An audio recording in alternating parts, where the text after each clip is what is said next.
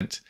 It's episode 56, and today on the show I have Sharon Leigh, who is a multifaceted change facilitator, with a behavioral scientist, instructional designer, neurodiversity evangelist, and a whole load of other things.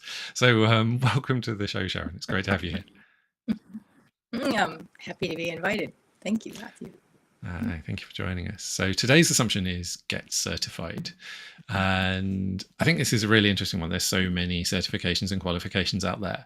Particularly if you work in tech, but in pretty much every field now, I think it seems to be becoming more and more of a part of everyone's working life.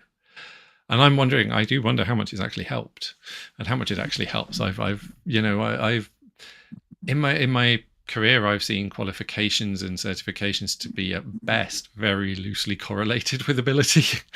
I've seen people with both who are very good, and one, very qualified people who are useless, and completely unqualified people who are excellent at what they did.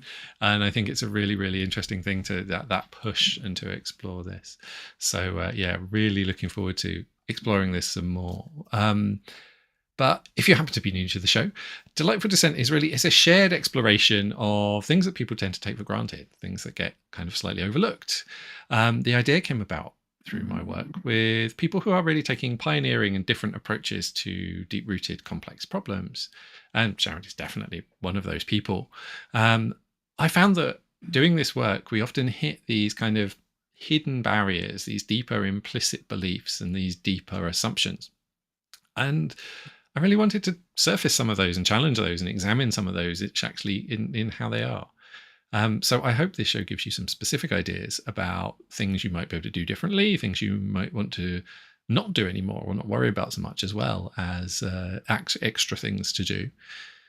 But perhaps more importantly, I hope it gives you ideas about how you might go out there and challenge assumptions for yourself. Because I'd like to see this as something everyone does as part of our daily life and our working life, to be able to do this and to kind of take on these ideas when they crop up, when they do become difficult. And the show is called Delightful Dissent because, it is about kind of challenging things and saying, no, actually, we don't agree with this. But it's not about proving ourselves right at everyone else's expense. It's not about kind of winning an argument. And it's about having some fun and exploring and seeing what is there and what opportunities for maybe a slightly more playful and different exploratory approach we can take to the world and our working lives. This show is genuinely live. So first of all, apologies if you joined the stream slightly early, because we've had some technical difficulties getting ready. And please do bear with us if anything else crops up during the show. And do be aware that in the show, we might talk about some challenging and personal topics, particularly, I think, in this show around uncertainty, maybe around capability, and perhaps around the extent to which we can trust others. All of which might be slightly challenging topics. So if there's anything in there for you that might be tough, then please be warned. Also, please know that we may use strong language in the show. So if that's an issue for you, then also please be warned. There aren't any perfect answers here. This is really about exploring, asking questions, and really about asking questions of yourself and about asking questions of us. If you are watching live, please do comment and ask questions in the comments, and we'll be able to bring those in and actually make them part of the conversation. If you're listening to or watching the recording, I'll be sharing details about how you can get in touch with either of us and continue the conversation at the end of the show. So I first met Sharon through the Future of Work community. We kind of got chatting, and we kind of attended some events together, and we had a couple of just really, really, well, I found really playful yet serious conversations, which I found really exciting, really rewarding. Seriously playful or playfully serious? Yes. Both. Exactly. And I really appreciated, I think, Sharon's ability to kind of look around the corners of any particular perspective, I think was particularly something I enjoyed, and I really wanted to get you on the show. So, could you maybe introduce yourself a little bit, maybe tell us about the kind of work you do and the kind of people you like to work with, please? Okay. The kind of work I like to do, that was hard for me to define sometimes. I like complex problems. I like challenging situations. I think it's better giving examples is more instead of just stating facts, because it sounds so dry and like, well, what does that mean? And the word salad of what we do and who we are. So I like creating spaces and holding space for other people who hold space, and other coaches, trainers, educators, and the like. And there's in this, I want to say, new era, it's not quite post pandemic, but we're here, and we have a lot of opportunity to do things in a different way. And so I'm exploring new ways of doing, I want to say, old things in terms of managing people, leadership. It touches on everything, startups, small businesses, how are you managing your culture? And so for me, being a polymath, there's a huge amount of overlap, whereas a lot of people, and also being neurodivergent, people say, well, wait a minute, you just said you did this, or you just said you did that. Which one is it? And it's all of them. It depends on in which situation I'm in, where the percentage is greater. And what catches my attention are the people in the configuration, the people who need my help, and can we work together? Are they open to doing things in a different way? For example, this recent project I'm working on, I'm helping two people who are doing a startup, and it's in the surf. It's like a platform for surfers, but also it's in Web3, and they're building a community.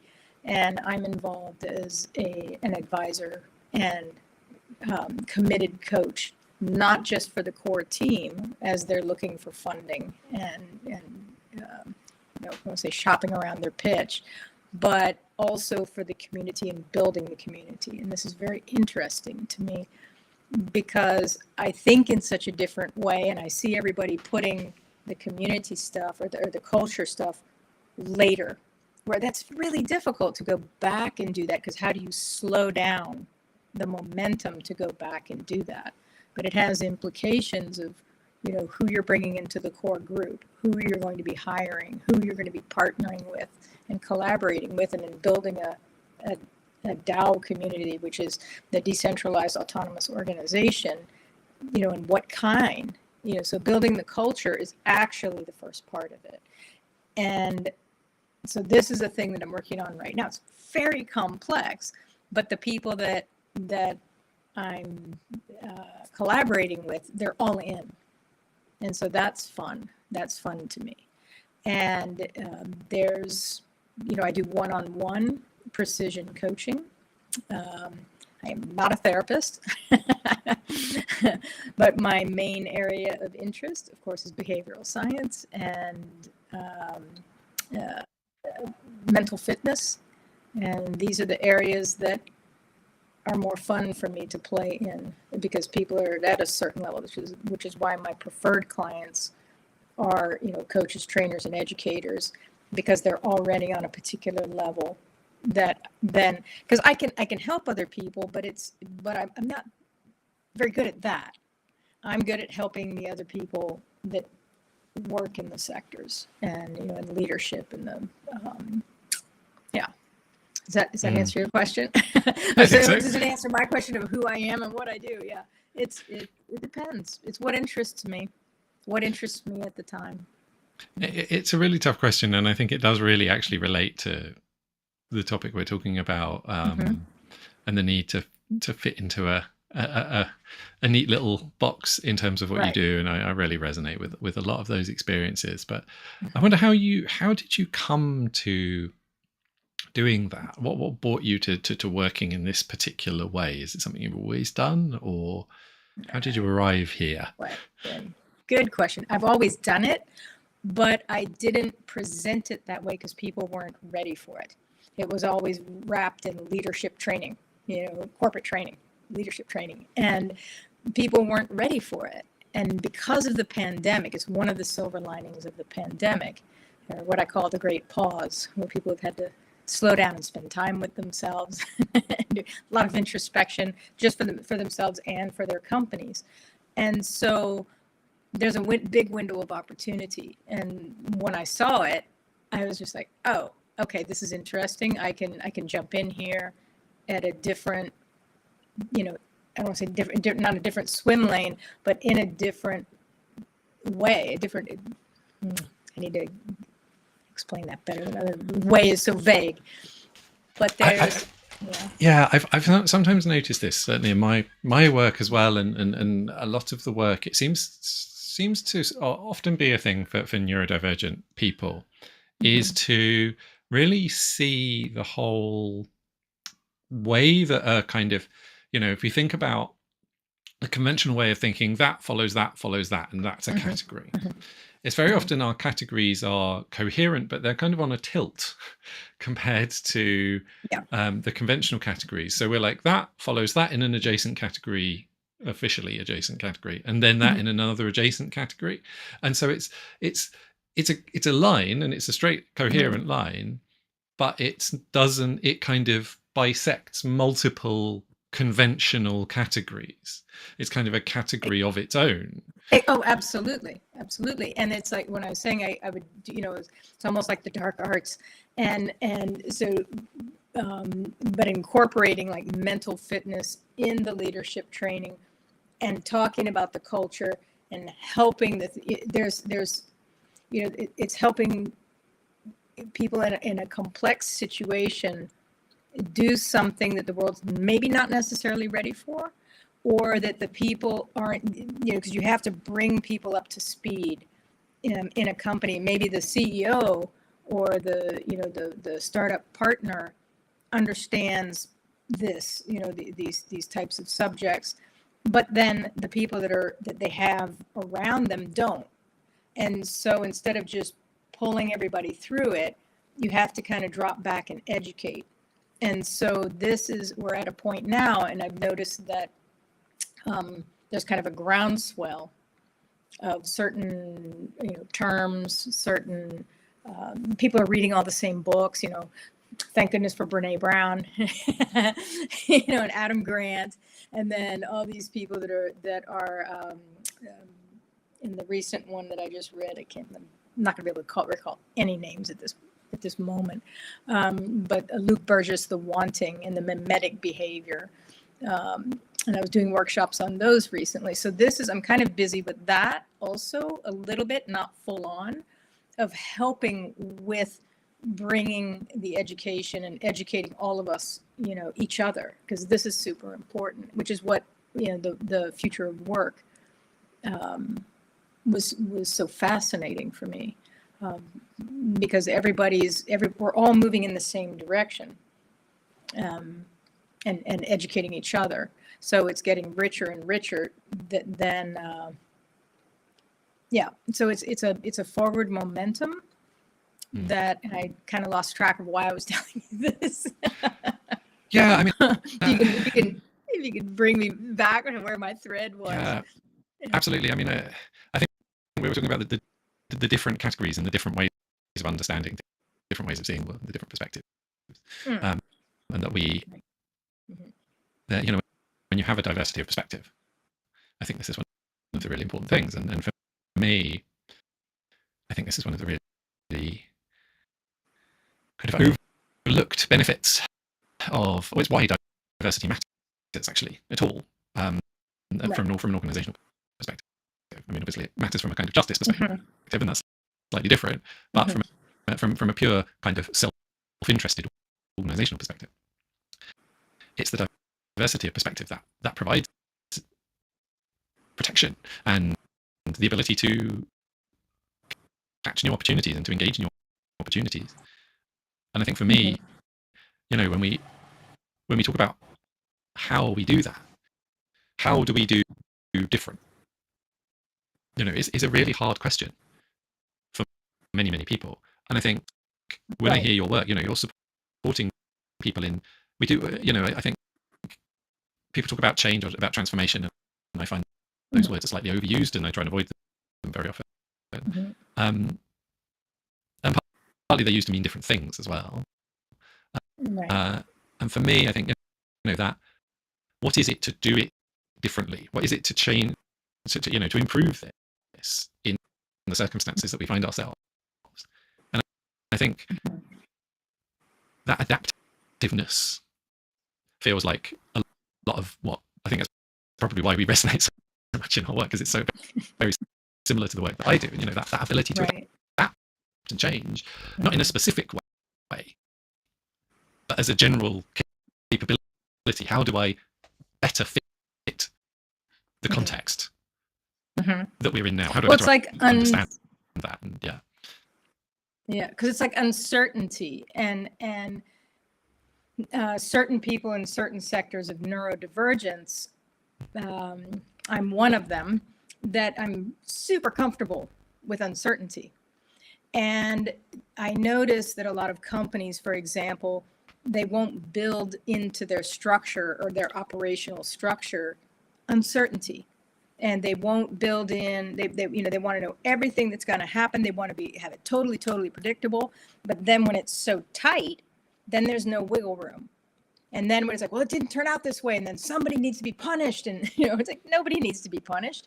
It's like how can you structure something so tightly when, like, the economy and the world, this and that, and like a heat wave where nobody can work, nobody can sit in the heat and have half a brain to work. So things will be delayed. But if you have everything scheduled so tightly with absolutely no wiggle room, then it creates stress, blame, it just creates a lot of problems that are completely unnecessary. So my aim is to, as a neurodivergent, it's like uncertainty. Everything is uncertain for me because nothing is built for me. And I'm always having to MacGyver everything, like any like apps or platforms that I use. And because of dyslexia, reading an Excel sheet is, tantamount to just, water torture. And, so I have to find workarounds. But my muscle for building workarounds is super, super strong.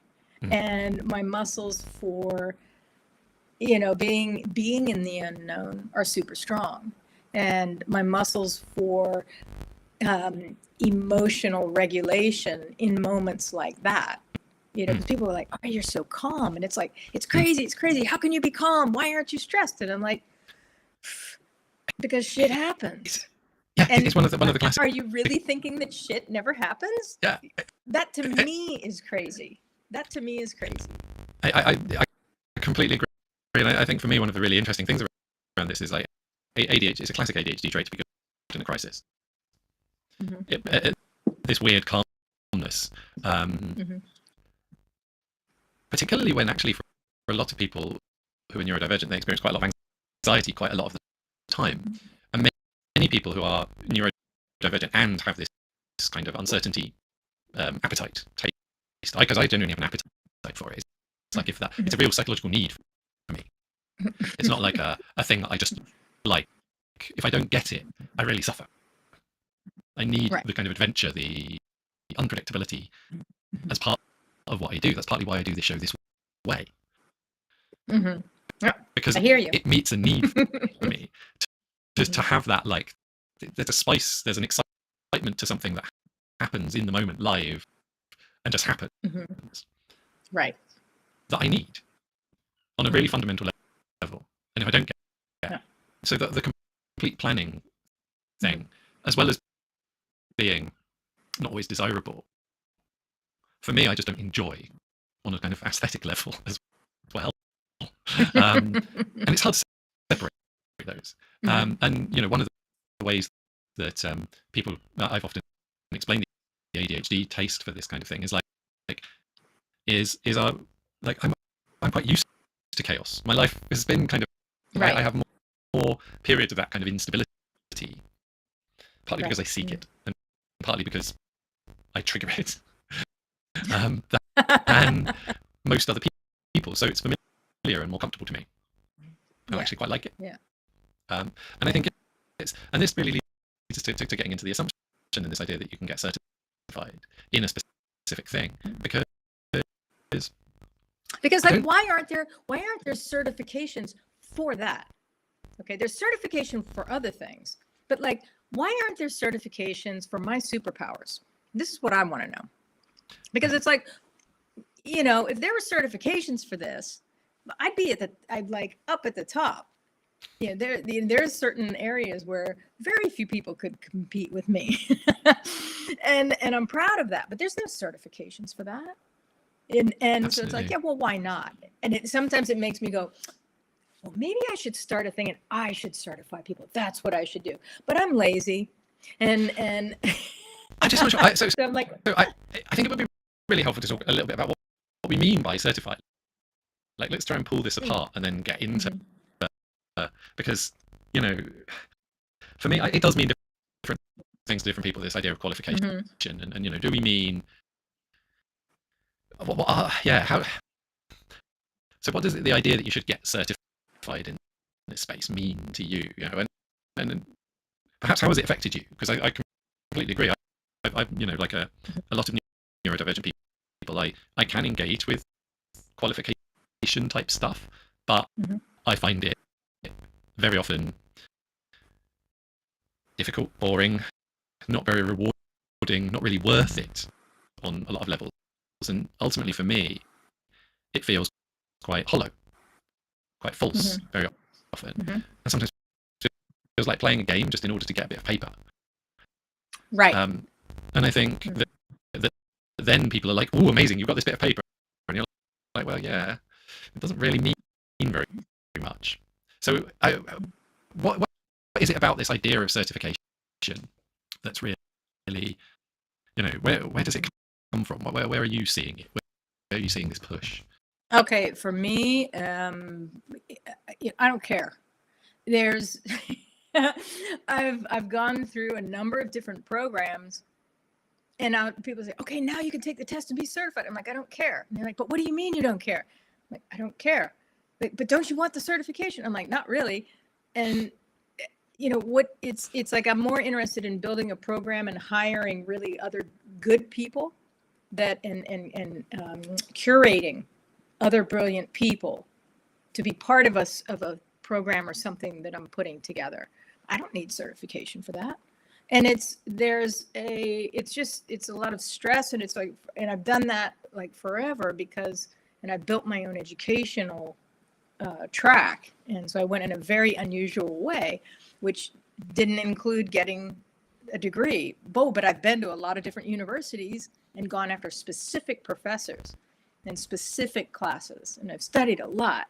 So my educational arc is never going to finish. It's more refined, I would say, because of the age that I am. Now, I'm 60. So so it's an obvious kind of trajectory at this point. But I've done it, since my early 20s, right out of high school, and just formed my own educational track, if you will.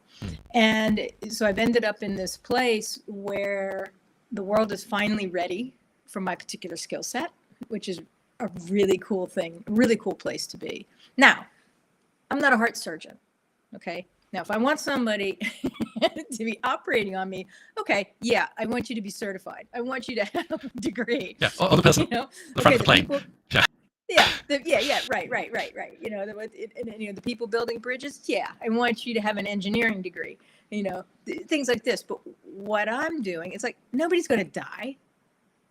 And so it's this degree factory and the education factory, especially in the United States. I don't agree with it. I dissent. And so, I walk what I talk. And it's like, I believe and I help other people feel confident in their special skill sets. And it's like, if they need a degree for that, great, go for it. There might be certain challenges because of certain neurodivergent issues that they have to deal with, with the dyslexia and this and that. So it's like, okay, how can I, help in that area to fortify what they've already got? But I don't put a whole lot of, for me personally, and I correct people because I know that they lean on the fact she's a behavioral scientist, and I could tell by the way they're speaking about it that they're speaking about it and selling it to their audience as if I've got a degree. And I'm like, hold up. I need to, say this, loud and clear. I don't have a degree in this. However, my mother would say, I've been a behavioral scientist since I've been like 2. And I don't care what anybody tells me. You can't say I'm not a behavior scientist because I don't have a degree.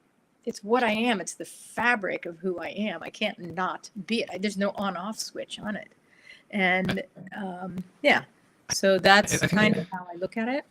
Yeah, it really gets to there's some really rich stuff there. Particularly, I think for me, there's something around, and we kind of touched on it earlier as well, around that.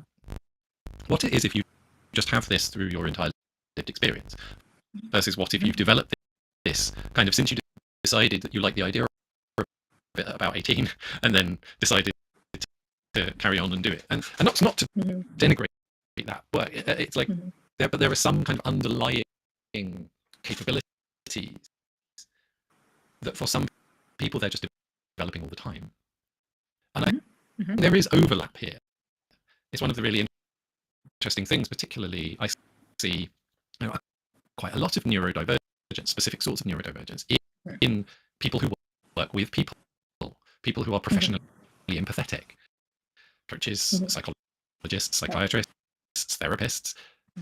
And I wonder whether partly the reason that they have developed that as a high level of capability is because in some ways, they didn't have an easier alternative that was available to others. The way I sometimes think about it is, why would you devote your life to studying and refining and working with this if other people's behavior was obvious and transparent to you?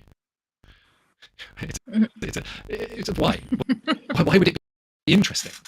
Right. And I think how we develop these, and then we end up with these very highly developed skills that we can then use in multiple circumstances. And I think very often when we're talking about qualification, we're kind of assuming that you get those with the qualification. You put your finger right on it. And because I know, quite a few people in companies that I've, been an advisor for or consulting, and, people have the qualifications and they're in a particular position and they shouldn't be there.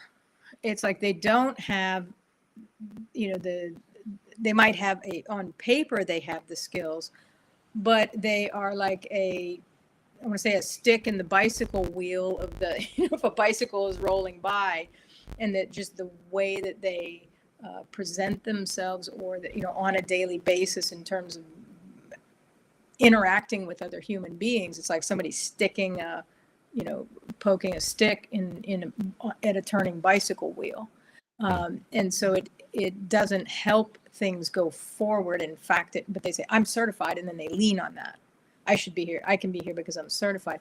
But I don't see the education systems, for example, in management or leadership, business, in the medical industry as well. I have friends in the medical industry that they just don't study interaction with people, but yet they deal with people. That to me is crazy.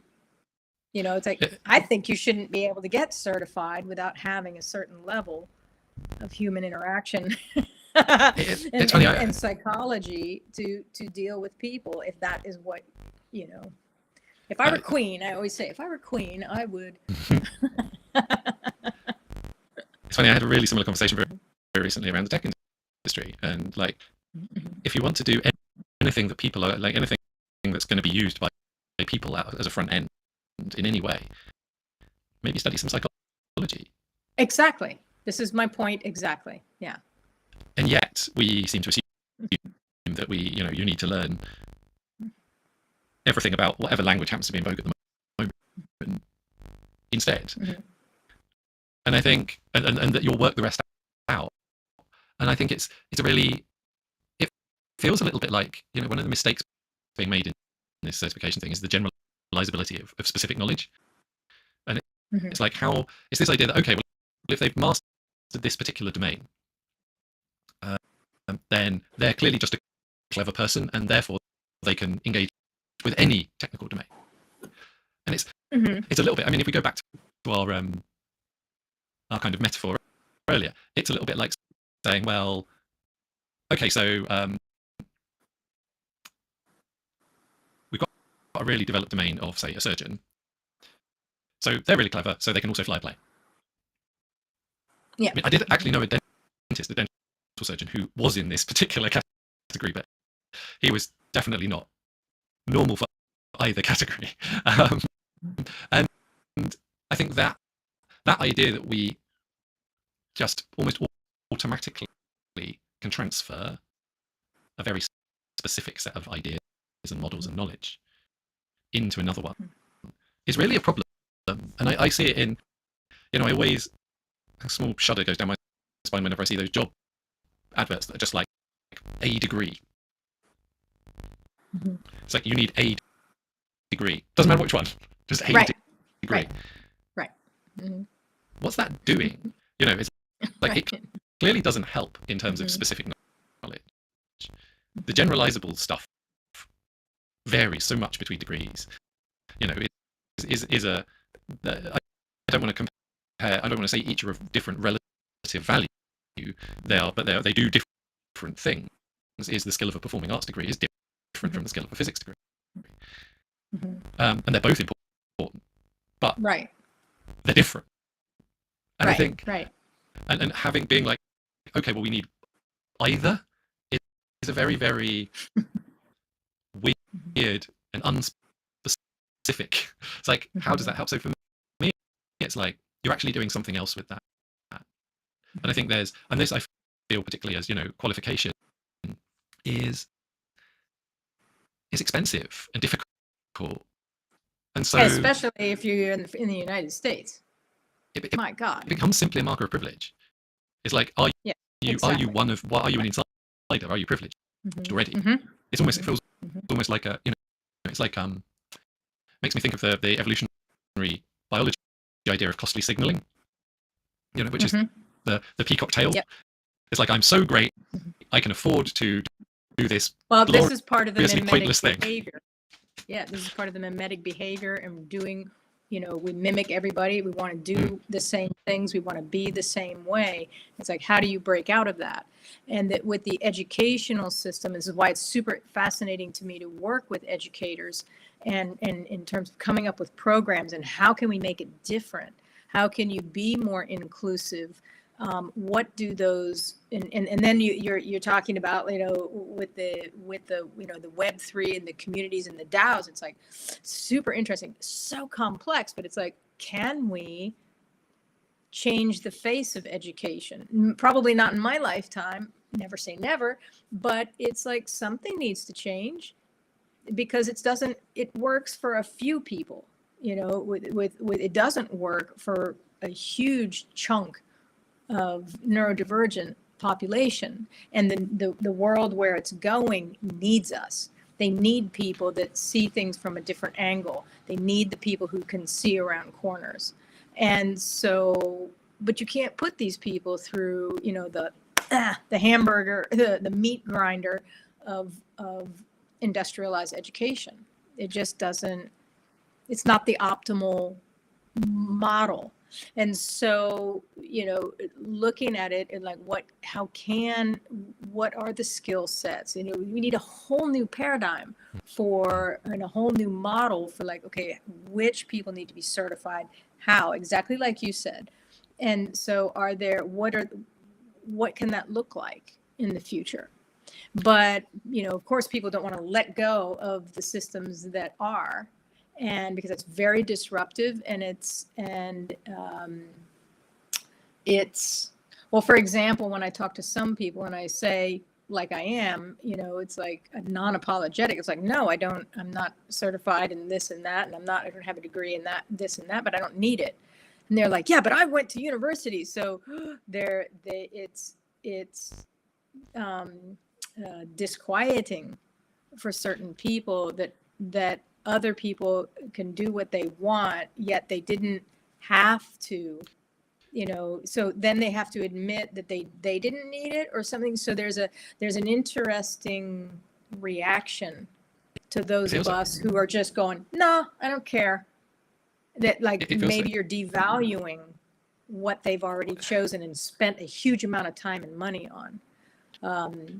It's like a rite of passage. It's like doing something painful and difficult, and then you're one of us because you're kind of invested in a way. And it feels like right. a lot of the qualification processes are actually that. And the research is pretty clear that the majority of variance in exams is how good you are at taking exams, not how good you are at the underlying subject. Exactly. This is my point. Exactly. And if your parents, if your family has enough money to send you through the programs and train you how to take those tests, you don't know that stuff really. You're just good at taking tests because you have somebody that can pay to get you into those kinds of classes.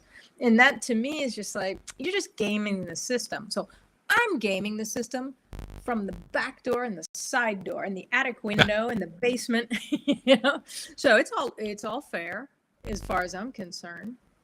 There's always a way in and around. And so it's like, I don't need to, again, if I want to do something with a program, here's a good example. If I was going to do something, because I am interested in the use of psilocybin in certain areas with mental fitness and care. Now, I'm not going to go and get certified in that. I'm 60. I don't have a lot of time to do that. Oh, but I want to do a program that maybe with microdosing, maybe something for writers and artists and musicians to help them like let go of the anxiety. It's a huge level of anxiety, for example, in the world of musicians, professional musicians. And so I'm talking with one friend of mine. I'm like, hey, how can we do this? And it's like, well, I can't do this because I don't have the certification for that. And if something goes really wrong, I don't have that kind of experience. What I do have is the capacity to curate the people who are good at that and people who are very well versed in trauma. So this, I think, is very interesting, where those of us in the neurodivergent areas that if you're interested in, and you're an entrepreneur type person, that you're like, wait, I could start a company doing this, but that you don't have to be the expert. We can set it up because we've got the idea of like what's really needed, and then do it in a different way. I think that's that idea that you need to. Yeah, it's almost like, I guess it's almost like a sales thing, really. That the only way to do this is to get a certification or get qualified. So right. If you and sometimes it might be the best way. Mm-hmm. It might well be the best way for certain people in certain circumstances. But there are lots of reasons why it might not be the best way. And to know that there are other ways, I think, is a really important one. And it means, and the other thing about that is you can consider it more kind of clearly, and you can commit to it if it is the right way. Because this is one of the other things, is that kind of people are dragged through education kind of knowing it's this weird game. And it's very hard to engage with for a lot of people. And therefore they miss out on being able to commit to it either way. It's a kind of weird hedged bet thing where it's like, well, it may or may not be the right thing for me, so I'll kind of half-ass it. Right. And that's such a common experience through school and even at the university level now, because it's such an expected thing to go to university. And having worked at a university for a long time, I see a huge amount of value in the work. Oh, totally. But I also see a huge amount of people who either could have waited and would have probably got more from their degree if they'd, the idea, particularly in this country where we do, like, we go to university at 18, 19 at a push. And it's like, I dropped out of university the first time around and studied kind of separately myself as an adult, and it was such a different experience. Because I did not know enough about myself to know what was helpful to study, what was helpful to get qualified in. And I think, there's knowing on both sides of this. It's like, is it really, are we sure it's helpful, or pretty sure it's helpful? Or are we just kind of doing this speculatively because we think we should? We think we Right. should have someone with a qualification, but we Now, don't know why. did you have somebody, what was your family telling you? Because I'm curious about that. Did you have somebody saying you have to go and do it this way? Not within my family particularly. I did have the pressure of like, so one of the challenges is like that I face, like I know a lot of adaptable people face this, is that okay, you can do this, so you should. It's like you can get a degree, so you should. Mm-hmm. Mm-hmm. And I think that for me was more like it wasn't necessarily particularly a family pressure, but it was definitely a social pressure around me. Is that it's like a waste if I don't do this, of some of potential. That's a somehow. cultural pressure. That can be pretty intense. But my difficulty is I can do a lot of things pretty well. Yeah. I can't do that many things really, really well, but I can do a lot of things pretty well. I've got the general that, and it's and so it means that choice of like, what should I kind of commit to on that level, right, is a really difficult or here's, you brought up that word commit. It's like, what does that mean? Does it mean like to the death? There's a thing about it. It's like all or nothing, and there's got to be something else. So I think about a lot of times I will look at this, or I'll experiment with this. I use the word experiment more than commit. Now, I will, I was thinking about this the other day. There's got to be a better word than commit. There's doing something in an experiment and going forward with it, but it's like you also have to know when to pull the plug. And when do you know that it's not right?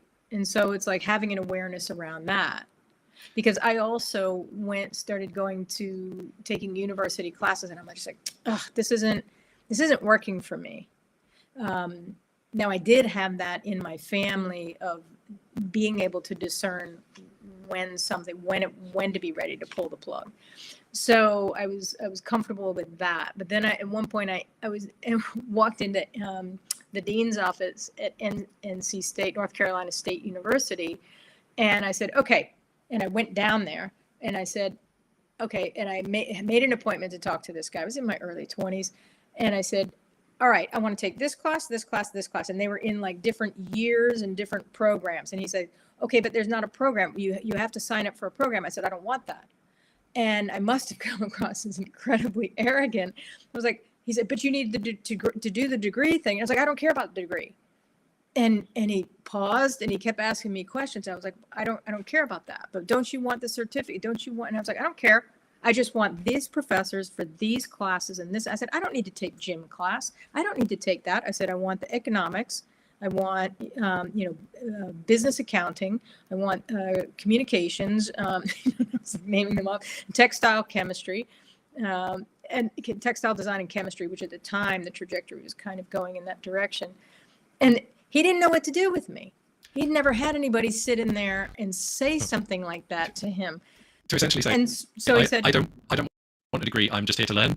Yeah. In your program, in your wonderful, he's like, no, I don't care about that. I'm like, wait, what? And and I think maybe this gets to the heart. It's part of the neurodivergence that I was able to do that. Not able to do it because I wasn't trying to do it. It's just the way I'm hardwired. It's like, no, this is what I want. This is how I want to do it. And how can we make this work? And so he agreed. So I didn't get a degree, but man, I took some great classes. I've taken classes at, GW, at Georgetown, community colleges. I've taken blacksmithing. I have one of the only certificates I have, really, that I just like, and I love it. I'm so proud of it, is my welding certificate. Yeah. And I'm not going to go build bridges, but I didn't really care about it, but because I have it, I was just like, all right, that's cool. The one that I do have. So I find that funny, and yeah. It's practical. It's like a controlled domain, and it's important because it tells you that you're. When the zombies attack, you want me on your team. I can keep and everybody's shit together, and like I can weld shit. and you're not weld stuff. going to set fire to yourself whilst you do it. Hopefully, you know.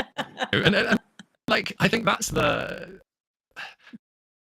are the places where it's much more like certified, where they do actually make sense. I think there is something for me around this in more complex domains, and I find accreditation to be much more useful very often than certification. Yeah. So yes, I think if you're struggling with certification, looking for accreditation pathways is a different thing. And it's like, okay, what's that? Even though that can be really difficult because they are pathways that tend to be neurotypically defined very often, and it's quite hard to cross pathways. So I think there's a if you're kind of more practically orientated and more experientially orientated, but your categories line up with the conventional way of thinking, accreditation works. If you're not, if your categories don't quite line up, accreditation can be just as difficult because it's like, well, I want to do this, then that over there, and I'm prepared for that. It's like, but you don't think I am, and that's a really, really difficult thing. It's like I can't go to that next step without doing this kind of intermediate bit that's of no value to me or to my actual ability to do this, but is seen as a necessary step, even though it isn't for me. Right. Yeah. Let me ask you a question, because I see there's a connection between the certifications, the qualifications, the degrees, and again, certain categories. Yeah, you need it, but what we're actually doing, the actual transaction of that, when somebody says, "What are you studying? What are you interested in? What is your passion? What are your areas of skills or expertise?" And so what they're actually asking is, can I trust you in this category? And so that is something that, that's the unspoken, because I'm always curious of like, what's the unspoken stuff around this? And so there's a trust thing. It's like, oh, he has a degree. But again, I've met a lot of people who are certified and degreed, and they're not good at what they do. Or not good in certain circumstances. So it's like, what's the proof? And it's like, here's the truth. Here's the proof. Therefore, they trust you. Therefore, they hire the person. Then they find out that they can't really do it. So there's, I think that is an area that needs to be re-explored. And in terms of, I agree. I think trust is a really key thing here. There's also trusting oneself. Is that, true. Like, do I need a qualification to trust myself to do this? Because with a lot of people I talk to a lot of the people I talk to fall into one of two categories. One of the categories is people who say, I have tons of qualifications, but not much real world experience, and so I don't feel confident doing acting. Right. And then the other group is people who go, I have tons of real world experience, but no qualifications, so I don't feel confident acting. And I think that, how are we developing trust with ourselves so we can be genuinely confident? And how are we developing trust with others? And I think the other big part of this is we seem to talk about trust as this absolute thing. Is like, I want someone who can basically, very often it feels like almost on an organization level, where I can let go of responsibility for meeting my own needs or understanding the context, and we just hire in a solution. Someone who can solve any problem. Instead of doing the work to define a tractable problem, and then finding a person who we can trust to solve that specific problem. Right. And it feels like this general trust. For me, instead, I always work to the idea that a big part of trust is actually understanding one's own limits as well. And exactly. And like, what's the problem? what It's like, but the definition of what the problem is. Yeah. understanding when what I know is useful and Mm-hmm. where its limits lie, and when it isn't appropriate to apply that, it isn't appropriate to take that specific approach. It's like, however well qualified you are in welding will not solve all problems.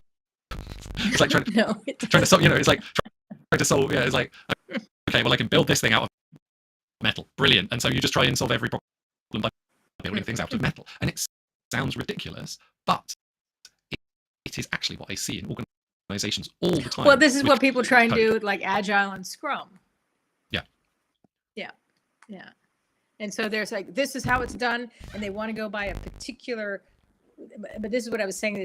There's a, they want to use the, I'm going to say certified, but something that comes, it looks like almost prepackaged, and that you just plug it in and everything will work, but humans. So it's everybody brings all their stuff into it, and so it's rarely runs smooth. And not only humans making it, humans using it. Exactly. And like that's even harder. It's like it's difficult on both sides, and that idea that we can kind of get that complete certainty, it feels it's related to this idea of planning and being able to understand is, instead, I think it's much more important to be clear about what we're clear about and clear about what we're not clear about too, and factor that in. So it's like, yes, getting a qualification, getting a certification, when you have a really clear thing that you want to do and it solves a specific problem, and there's a high chance that it's still going to be a problem by the time you finished, which is one of the other difficulties around this. Is that's the other thing. It doesn't happen overnight, which the expectation right now is the quick fix expectation in this era, works against all the good that people are actually trying to do. So it's like it's the process and getting people to look at the small steps, the milestones, and relax about it. But that's very, very difficult right now. And most of the people that I help, they're actually dealing with that. Is the thing that they're dealing with is this unspoken push, optimize, the things, and then not taking into regard the people factor in it. And I think that process, that idea of an ongoing thing, and making that last, and make that something that can continue, instead of betting everything on the one instance that we're faced with right now, and assuming it's generalizable, assuming it's going to continue, when we see abundant, direct evidence that even the things that were stable before aren't so stable right now. Is a really challenging thing for a lot of people, and I think for me that idea of how can we prepare for uncertainty, and I think exactly, I loved your idea. I think for me the idea is that we could get certified in this is fascinating, and I'm like, there's a bit of my brain that says that's a wonderful idea, and then another bit of my brain that says don't be ridiculous, that's impossible. Oh, does it? Yeah, mine is just, it's totally possible, but I totally understand the work it would take to do it. And that's when I say, do I really want to do that? And I'm like, not really. However, I know some really brilliant people. I'm going to talk to these people over here and these people over here, and kind of get, a number of people in a room together, kind of in a think tank way, and go, hey, you guys, chew on this. Can you, this is what I think is interesting, because for me to do it myself, I'm way too lazy. And there's people that can actually move that ball forward. But I think where my skills lie are knowing who to bring together to do something like that, or even have the conversations. So there's a lot of conversations that I'm involved in this type of thing, like in the educational sector and in the management sector, in the agile sector, and there's yeah, you want to say human resources, but I hate that word, but it's Yeah, me too. the coaching and the training. Yeah. To be a catalyst and point things out and go, hey, there's an opportunity over here. Hey, there's an opportunity over here, and help them be confident enough, knowing what I know about their skill level. I'm like, man, you could do this. You could take this and run with it. Yeah, that's fun for me. Yeah, and I think that orientation towards like what do we enjoy as well is a really important part of this. And if we don't enjoy the process of certification, we're not going to enjoy the process of work that we then end up in from it. And that's a really important point. And that's not a thing that we can that won't endure very long. We won't have the energy to endure doing that for very long because it's not meeting need. And I think for me, my feeling is it's not so much that we can certify in it, but that we can come to something that is functionally equivalent in that space of uncertainty. So we don't have to be, we can get what we need, but we need to build trust, to understand how to develop that trust for ourselves and for others. Right. But I think it's like probably by a different. It's probably in a slightly different way. I think value for me, a lot of this is around evaluation and development, and it's like the process of development rather than the idea that there are fixed points in development which are we're finished, we're done, we've solved it, and that ongoing development process, the orientation towards that, rather than the obsession with the specific markers of specific developmental pathways. But the people who are like pushing the boundaries and pushing at the edges and creating positions, if you will, that have not yet been defined, and so putting and helping other people see the value in them, because what I just described of what I like to do, what would you call that? If it had a name, what would you call it? And this is where I always end up finding myself, or in areas and doing things in roles that there's no definition for what I do. And so it's difficult for people to see a value on it, for themselves to wrap their head around, well, what's the value of that? Because this is how everything is, the world is set up in these structures, but how do you help people see the value in it if if we ourselves can't even describe what the hell it is that we're doing, the magic, that we're doing. But this is since the pandemic, this is where it's very interesting, because there's more and more people talking about these things and like coming up with new languaging. And it's like whatever language we put on something, this is the direction it's going to go. So I'm at one side very excited about it, but I'm also very careful about it. I think for me, again, these aren't oppositional things. These are two sides of a process. And right. But what perhaps we need to really be, I think we're, on some level, both of us for doing a piece of self-advocacy in this, is advocating that we need to do the uncertain stuff. We need to do that messy stuff, the questioning, the developing new questions, the understanding and taking a different frame and perspective. And we need to do the qualified, organized stuff. And that they can be arranged in a way where both support one another. They don't have to be mutually antagonistic. They're not different. They're part of the same cycle. And so we need to work with them as related cyclic things, accepting that some people are stronger on one side of the cycle than the other, rather than assuming that because someone is stronger on one side, they are de facto strong on the other, which is demonstrably not true. Right, exactly. Yeah.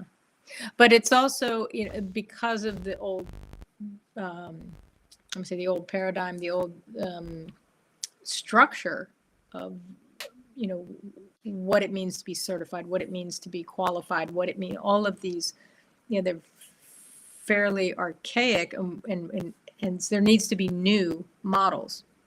And so again, how do you get people to come more comfortable with the uncertainty of letting go of this before they can actually grab a hold of the other one? And that's a very, very difficult growth and change problem, very complex. And this is not, again, I don't think it's going to be, we're going to see much change in my lifetime.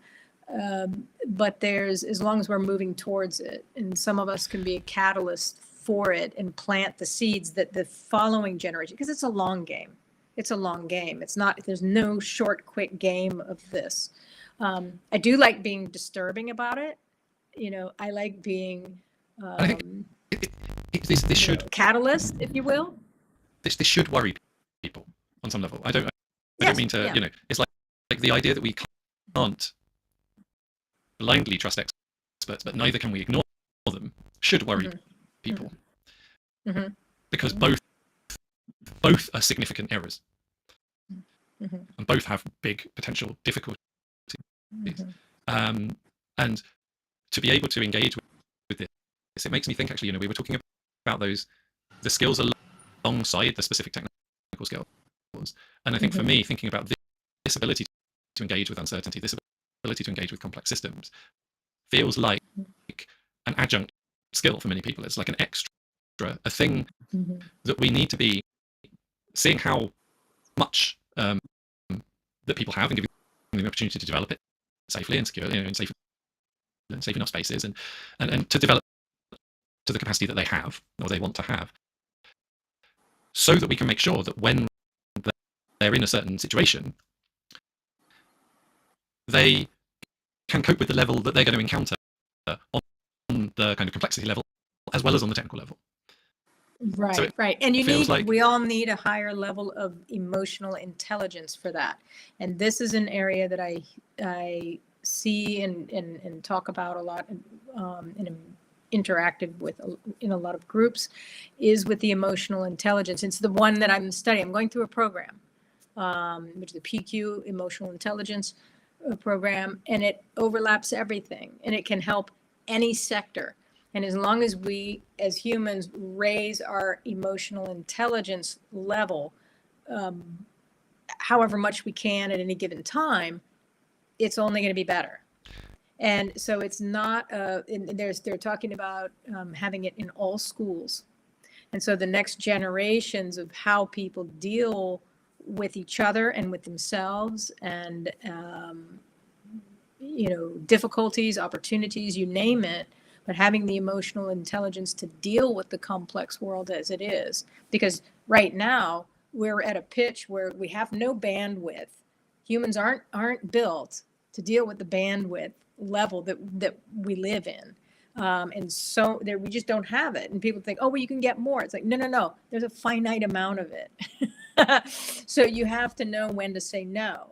It's like, how many people do you know are real comfortable with saying no without justifying and apologizing, and just like, hey, no, this is this, and this is the way it is.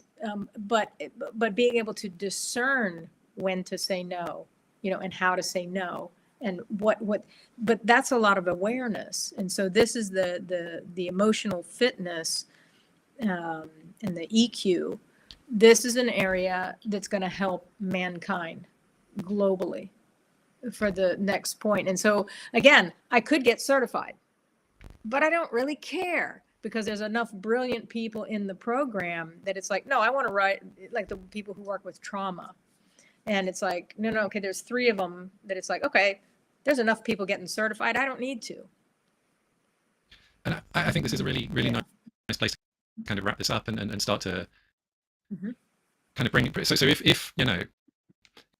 people are considering another certification, or a certification, for most people it's going to be another certification to add to the list, is to consider whether that's actually more helpful, or whether it is better to look at that emotional ability and see if that's something that you want to develop.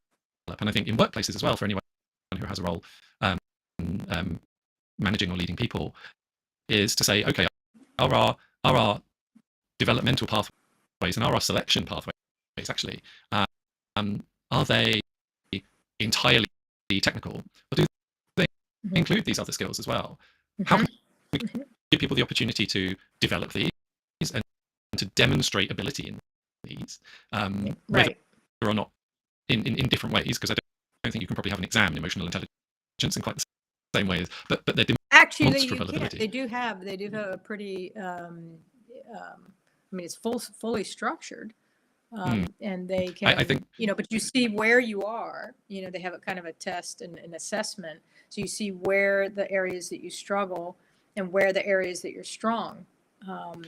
And so it's super interesting in that respect. It's like, okay, that makes sense now. Because some things, anyway, I'll stop there because I could go down that rabbit hole really easily. I know, I'm kind of sensing another rabbit hole. I think for me, there's a really interesting follow-on around this. When we talked about developing the ability to assess in this space, I think I'm highly critical of a lot of those assessments.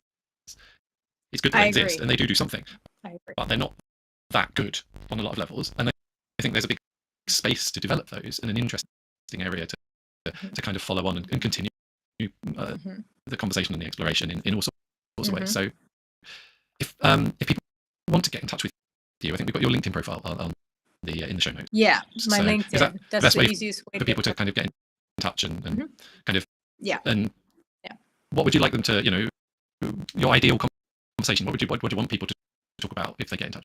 Oh, I like all kinds of conversations, and I say somebody who's curious and open-minded and interested.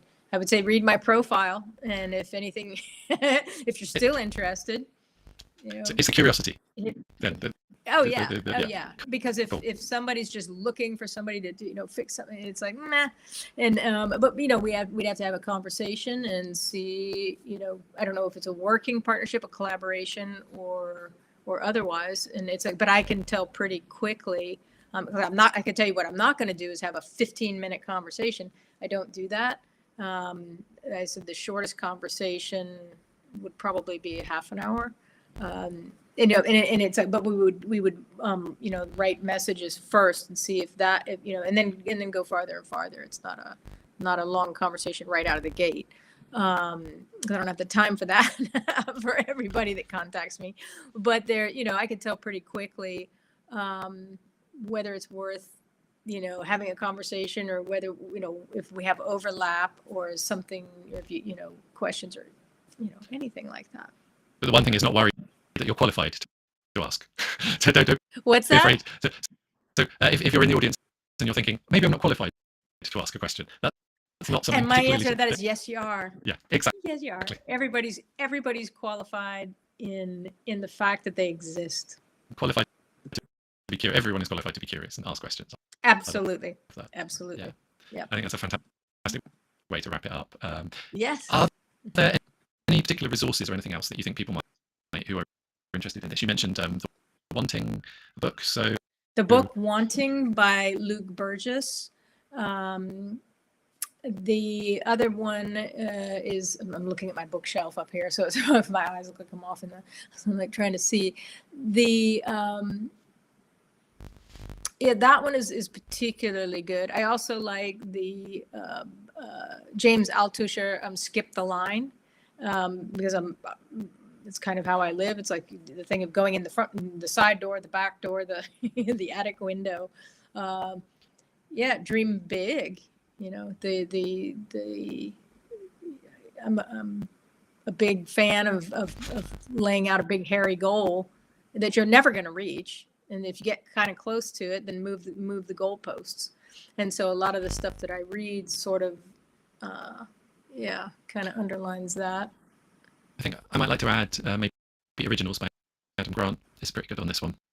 It's related to this and some of the value and the difficulties, and Range by someone I can't remember. So but they're all kind of and the book of The Art of Nonconformity. Oh, that sounds interesting. That's So a really good one. That's plenty of stuff to check out, and I really, yeah. I And I came up with a quote. And it's you don't need, because my mother used to say it all the time, and it's like, you don't need to put on the gas, just take your foot off the brake. I like that. I like that a lot. One of my favorite ones. Yeah. Thank you so much for joining us on the show. Really appreciate such an interesting exploration. Thanks for having me. Yeah, and so many different things to follow up as well, which is always a marker of a good show, I think. And I hope it's got you in the audience thinking, and prompted some thought. Or if it did, yeah, do reach out and ask either one of us, and continue that conversation. Absolutely, no need to qualify the. You're going to be qualified to ask a question. We won't make you jump through any hoops. Exactly, and I think that's a really important one for me. You know, and it doesn't matter. Of all, it's not relevant to the interestingness of the question, and I'm just all about interesting questions. So yeah, please do, and thank you in the audience for watching, your support, and your viewership is really what makes this possible, or at least kind of legitimizes my excuse to talk to really interesting and wonderful people. So please do share it if it's helpful to you or thought-provoking for you, or you have questions and you want to discuss them with other people. You can find upcoming and past episodes on YouTube and LinkedIn, and the podcast is available if you search for Delightful Dissent on your favorite podcast platform, though at time of recording those are still out of date, though we are edging closer to catching up with that huge backlog of episodes. So please do keep an eye out for that. The next episode, I'm going to be talking to Yvonne Daher, and they are a leadership coach and project manager, and we're going to be talking about the assumption that we should fight for justice. I think this is a really fascinating one. You know, that's interesting. We want to protect ourselves and others from injustice and unfair treatment, but I'm not sure whether the idea of it always being a fight, of this win-lose, this kind of seizing of power from an oppressor, is actually always a helpful model, particularly for me when there's intersectional power. It's like, am I seizing the power from myself? Am I oppressing myself? It gets very weird. So I'm really looking forward to getting into this, and I think if you're interested in how we go about change and how we create change in any situation, really, organization, society, anything, I think it should be a really, really fascinating one. We're taking a bit of a summer break on the show, so that's going to be at 1 p.m. UK time on Wednesday, the 17th of August. I very much hope to see you then. In the meantime, go out there, enjoy the sunshine if you're in the Northern Hemisphere anyway, and make some delightful dissent of your own. Goodbye.